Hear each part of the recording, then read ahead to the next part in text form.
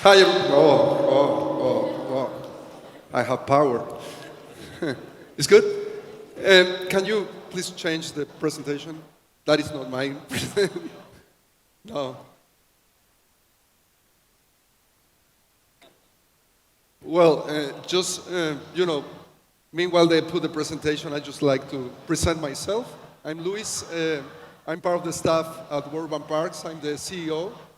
And yeah, I brought this beautiful animation of a park so we can imagine all the possibilities and the things that I'm going to share with you today.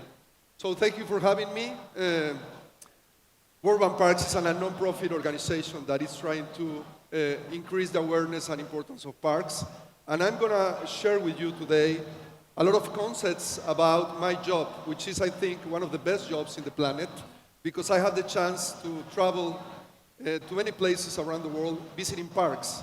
So doing kind of a tourism, working tourism. So it's good for me, and it's for my practice. And of course, that allows me to bring some examples of what I have been seeing in many places around the world, trying to cover in many topics related to parks. The challenge is that I have 125 slides, and I just have 20 minutes or 25.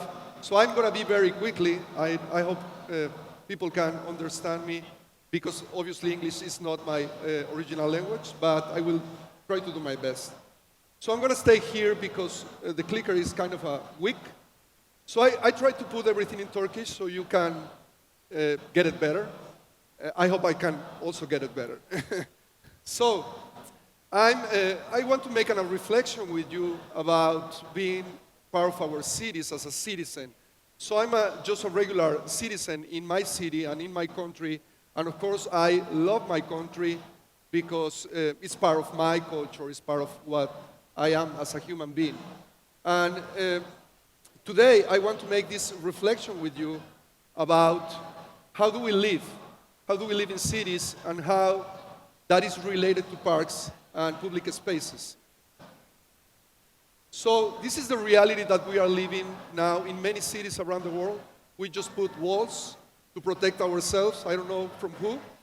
We also have this very dangerous way of build the cities with many houses everywhere, with a lot of concrete, with a lot of cement. We also have a very bad equipment in our parks, which is a thing that we need to change, the quality of our parks. And also, we do not connect our parks in a proper way through our sidewalks or through our pathways or whatever. And also, what is changed is our habits as human beings. When I was a kid, my mother used to ground me by putting me in my room and say, stay there, don't get out. That's your punishment because you behave or whatever. But now we are trying to take the children out of the rooms so they don't play with the video games and that kind of stuff. So also the way that we are feeding our children changed dramatically. In Mexico, we have a huge problem regarding the obesity in children, and we need to change that. So I remember when I was a kid, and I really am worried about the children. What is going to be, our heritage for them in terms of our cities? In Mexico, it's very rare or very strange now to see a kid riding a bicycle, It's not anymore a common thing. And I used to grow up riding bicycles. And we as a fathers, or as a mothers, or as a parents, are the responsibles to change that. So, how we want to live, that's the question, right? So we need to design our cities through parks. That's the key. That's the answer. And we need to say that to the politicians and to people who are not related to parks. We need to plan everything from the green, right? First, the green. Second, we need to connect our parks with active mobility. First, the pedestrian. Second, the bicycle. And then the automobile and the rest of the mobility pyramid. And also, we need to put wood equipment, quality equipment in our parks. but also create activities for people. Because if we have beautiful parks, it doesn't matter if nobody uses the parks. So we need to create programming in parks, which is important. So in these three dimensions, we can build our cities through a vision of parks, a park city. So we need to recover the space that we have lost. Even if we need to revive properties to create more parkland, we need to do that. It is important, yes, it's critical. It's important that we address this challenge. We need to create public life. Public life is the answer that we need for many of our problems that we have as a society. So I just want to mention and kind of make a summary about what my colleagues talked in the past day and a half about the benefits of park, and try to understand that if you are a politician or you are working for a municipality, there's money in the parks, a lot, by saving money and by getting money for the parks, and also votes for the politicians. If you, as a politician, build parks, you're going to get a lot of votes. So let me tell you a little bit about how we can get money or save money through health, mental health, and physical health. In Mexico, we are investing 5.2% of our GDP fighting the obesity crisis because of the bad habits of the children, and also because we don't have parks. That is $65,000 million per year that we are in Mexico spending trying to fix the problem in the hospital instead of fix the problem in the park, right? Second, economy. Parks create economy, employment, capital gains, right? If I'm living close to the park, my house is, more expensive or worth more, right? Also, employment. We can create concessions like restaurants or some other concessions in the parks that can create economy in the parks. Also, biodiversity. We have these cities, with all this concrete and pavement, like without any capacity to receive water. And we just heard from a past keynote speaker how it's important the soil and how we need to get the water through parks. So water management and obviously the pollution, fighting the pollution through the green areas. Tourism, the cities that really can have large parks, beautiful parks, can get a lot of tourism attractions, and obviously I'm going to show you some examples about it in a minute. And also safety. In Mexico, one of the most violent countries in the world, we are trying to fight the violence with parks. If we can have parks that can have activities or could have activities all the day, we can get out the people from the houses and put it in the parks. So we have more eyes to watch, and people that wants to, hurt us are not going to be able to do that. Also, we have intangible benefits for parks. Parks provides a lot of good things for our community. Equity. Also, improve the quality of life in the cities. Also, parks create a sense of belonging. We are part of our community and are the most democratic spaces in our city. It doesn't matter if we are tall or short or fat or thin or poor or rich or we have a disability or whatever. We are all the same in parks, which is so nice about it, right? So what is the problem? What is going on in our world regarding parks? The lack of interest, the lack of management, as Paul says. I used to work for a park in the north part of Mexico, pretty close to the border with Texas, in a very violent city, Ciudad Juárez, famous because feminicides happen, many of them. And I started working in a park, and when I visited that park, I found that this pool, or used to be a pool, and in the pool was a dead dog. I couldn't believe how a dog, went into the pool and died alone because nobody was there. So the government tried to fix the problem. So they invest a lot of money to rebuild the whole park. Obviously, the pool was part of that rebuild. So in September 2021, they, did a great open ceremony to reopen the park for the public. And they remake the pool. But what happened? I don't know what happened, but I returned to the park in 2023, and the pool was destroyed again. Look. This is an amazing picture. Hold on. So they closed the pool the very first day that they opened the pool because the government doesn't fix the bureaucratic problems or whatever. And, something is happening there, but not a good thing. And we invest a lot of taxes to repair the park or to remake the pool, and that is what happened. So what is really hurting us in our parks? What we are sick of? We have problems. Obviously, we need to fix that problems in order to have a better public life.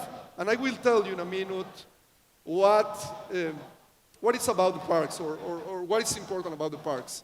So we need to increase our knowledge. So I congratulate you to stay here or to be here and listen and share with your colleagues about how we can improve the parks through knowledge. We need education. We also need information. We need to create databases that contain information so we can make better decisions in terms of how we design, how we manage, how we construct our parks. We also need money.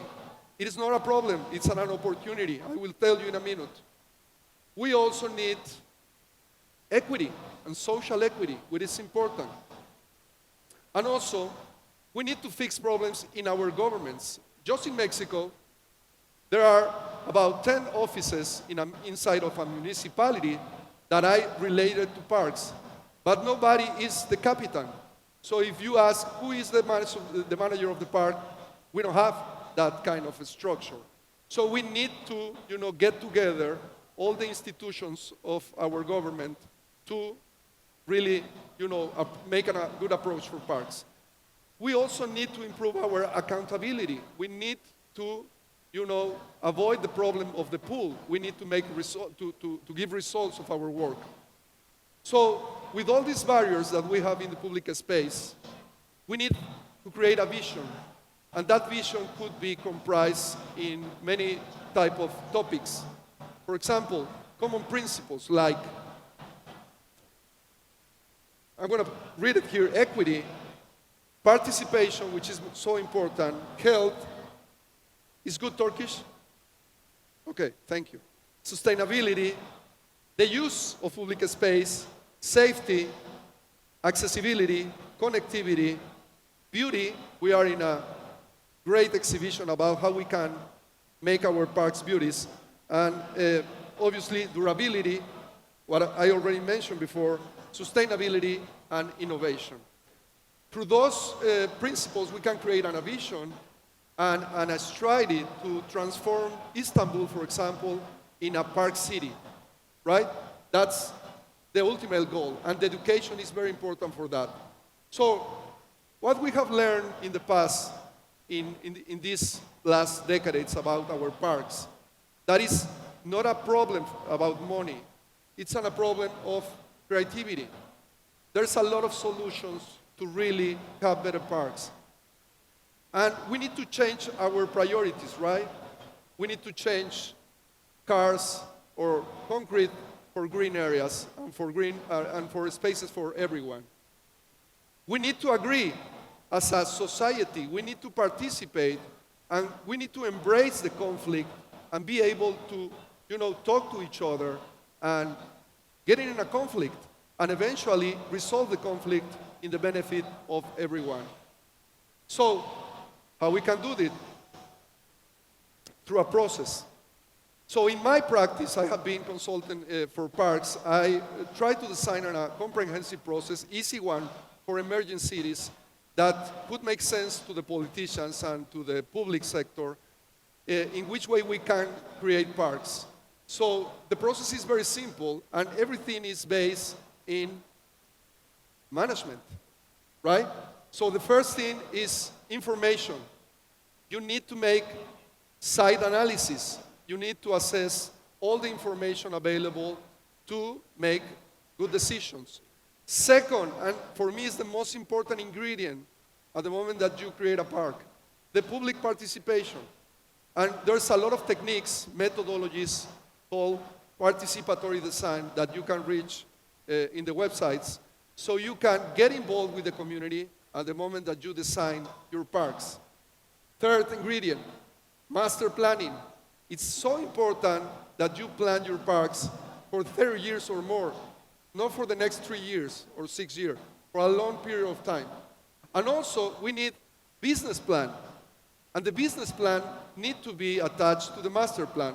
So design is so important. Landscape is so important at the moment that you think that we cannot still going or doing parks that we cannot maintain, operate, or program. You know, it's putting the money in a pocket with a hole. So we can continue to do that. And then we do the project. In Mexico, we skip all this process and we construct the park without any project, without any analysis, without any participatory design process, and we just build and build and build. And that's not what it's about. And then the operation, right?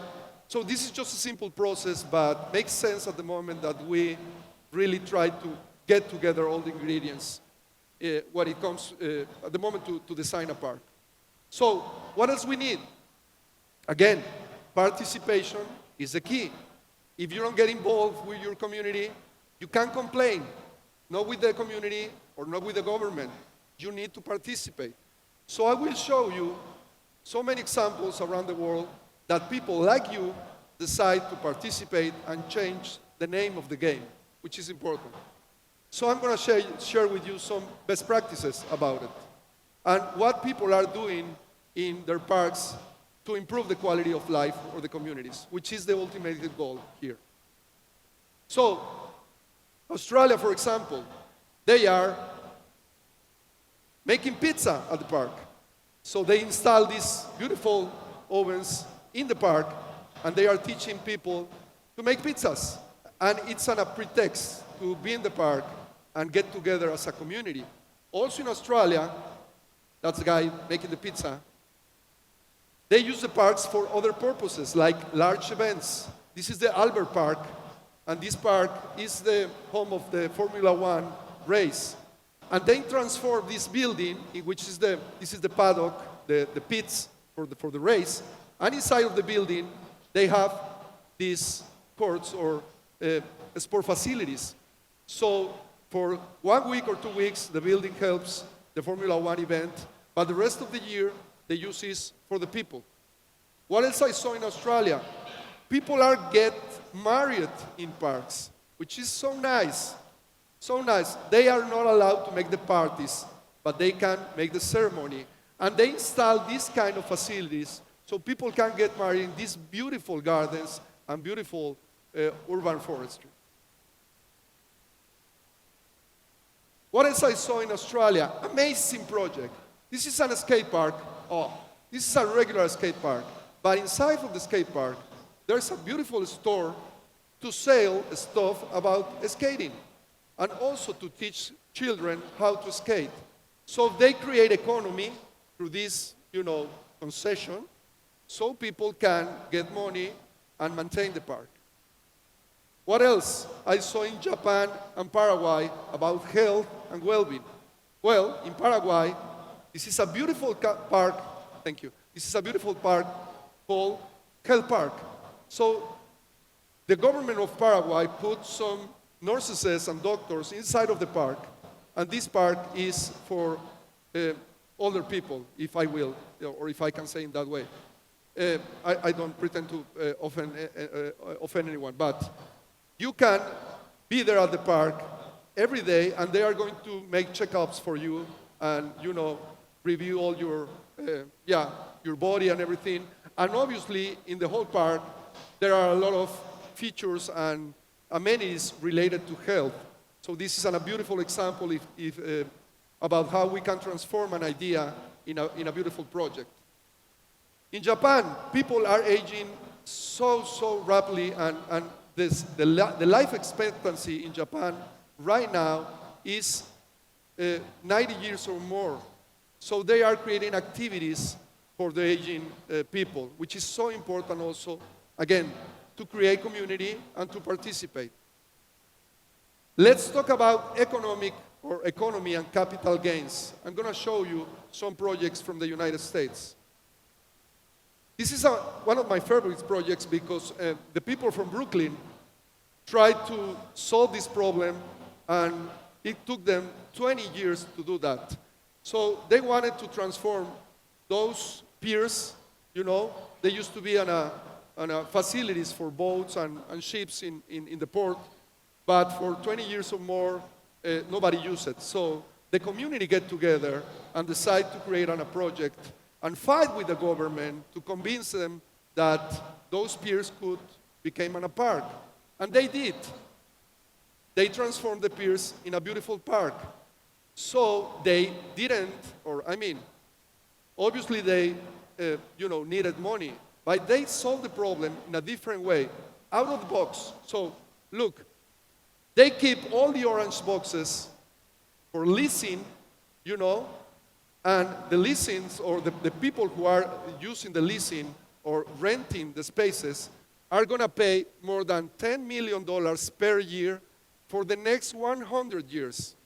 And obviously, all these facilities, you can see residential, hotel residential, retail, offices, and more, are happy, or they have a lot of value in their properties because the view is, inside of the park, in front of the park. That happened again with this story. It's a Cinderella story about two guys who decide to change the reality of their community. Does anyone know this project? You know it, the Highline Project. Beautiful one in New York as well. So this is on a railroad, 22 blocks long, 10 meters tall, whatever. And these guys, Joshua and Robert, get together in a neighborhood meeting in '97. And they knew at that moment that Giuliani, the famous mayor for the 9/11, wanted to tear apart the structure. So they get together and say, hey, no, let's try to keep the structure because it's historical for our city. So at the moment then go up and see life in the railroad, they decide to create a park. So from '97 until 2006, they put the first, piece of equipment in the park, and they create the Highline. The Highline is now one of the most success projects about parks in the United States, and they create a lot of economic value. Let me show you the numbers. Oh, I don't have the numbers here, but I will say it. It's more than $2 billion in capital gains and buildings that were constructed at that moment as hotels and residential areas because of the park, not because of the buildings, right? So this is the Highline, a beautiful project. Another project that I just saw in France, the Martin Luther King Park outside of Paris. A beautiful project that prevent or avoid displacement. We have been talking about how gentrification could damage our cities, but the key here is avoid displacement. So this is a great park. I'm going to show you on a video. So look the park and all those buildings around the park, beautiful ones. So the government kept a lot of apartments for the people, the poor people who used to live in that neighborhood before the construction of the park. And they had a chance to get those apartments in a very low price. So they remain living in the area, and the park obviously changed also their lives. So it's an 10-hectare park, beautiful park, and also has concessions and some other capital gains to maintain the park. In terms of biodiversity and water management, I'm about to finish. Paraguay and Mexico, also Paraguay. we are putting this, nest or hotel for insects. It's a great idea, and it's very easy to build it. Just check it out in Google. Everything is in Google. So check it out how you can build a hotel for insects, and you will change all the, environment in your parks. This is a beautiful project. And this other one about biodiversity and water management, but also economy, is a beautiful park in Mexico City called La Mexicana. And I took this photo from the video just to show you two important things. The lake is an artificial lake, and underground is a fantastic, huge tank or deposit of water that keep water for the dry season, so the park could, make the irrigation process without waste water. So we need to create these kind of processes with our parks in terms of resilience. And also, inside of the park, you can see the ceiling. It's a Costco store. Costco is like a Sam's Club store, big one. And they decide to put the store underground the park. And now, this is an old photo, but the new one has the soccer fields and the cultural center in the top of the ceiling of the Costco store. And Costco store pay a lot of money to La Mexicana Trust, public participation again, to maintain the park, without any money from Mexico City government, to build the park and also to maintain the park. And talking about building the park, they sold 30% of the land so they can get enough money to build the park, which is a fantastic story. And now the park is running by a conservancy or by a trust, mixing public participation and the public sector. And crime prevention. Colombia is doing a fantastic job preventing crime. How? Through activities. They are building thousands, hundreds of soccer fields all over the Bogota city to prevent crime, because they know that if they are allowed to provide activities for the young people, crime is going to be prevented in this regard. Also, these kind of beautiful facilities. This is a beautiful BMX facility. The last one, public and private partnership. This is the mother of the public and private partnership in the world. I think so. Central Park, right? It's one of the gems, the urban gems in New York. And it's the legacy of Olmsted. We were talking about Olmsted yesterday. So in the 70s, late 70s, the park was destroyed. Central Park Conservancy shared these slides with me. And look how was the park. And I always share this thought about Central Park and these pictures. Happen in the best families. It's New York. How you can imagine that happened to the American people, no? And to New York. Yeah, happened. And the management is a problem all over the world. So look how was the park in the 70s. So they create a partnership between the citizens like you and the politicians. And they create the Central Park Conservancy. And that organization is running the park since the 80s with a lot of success. They restore the park, obviously, but the numbers, the facts about how this management between the citizens, organizing citizens, and of course, the politicians can deliver good results, right? I'm not going to explain you all the facts, but I'm going to show you just a small explanation about crime. Crime prevention. In the 80s, the park had almost 1,000 crimes per year. And in 2015, less than 100 crimes per year, because this management, together. Also, the concessions grow from $300,000 to $20 million in 30 years. And also the budget of the park increased a lot because this partnership between. The last one, art and culture, also in the United States. I love this project. Okay. Can you hear me? Okay. So this is Chicago. It used to be an awful parking lot, right? I'm Mexican, sorry. So the Mayor Daley decided to create a beautiful park here. And they create the Millennium Park Conservancy without any master plan. And they create the Millennium Park over there. And a beautiful piece of art and culture park. And the numbers are as great as in the other examples. So they invite, oh, sorry about that. They invite Frank Gehry. Do you know Frank Gehry? And a very famous architect, landscape architect. And he donates the bridge and the auditorium as a project. And as soon as Frank Gehry donated this, some other artists around the world said, hey, I want to be in the Millennium Park. So they called Anish Kapoor, and Anish Kapoor designed the bean, or the cloud. Yeah? And everyone in Chicago wants to take a photo in the bean or in the cloud. So they visit the Millennium Park and then Chicago, right? And John Plemsa and a Catalan artist also did this structure, beautiful structures that can, you know, project image of people from Chicago and also spread water in the summertime for the kids. And also, women make yoga at the park, which is a beautiful, and it's the Frank Gehry Auditorium. But it's using for yoga to promote also sport activities. So, I'm going to finish my presentation asking you, what have we learned?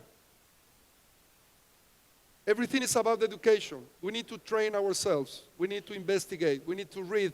We need to be educated in order to participate in our cities. Also, we learned that we need to unite us as a community. We need to be, you know, together as a community. And after all this talk, we want to achieve, or through our parks, obviously, be happy, which is the ultimate goal of our, you know, purpose as a human beings. Thank you very much.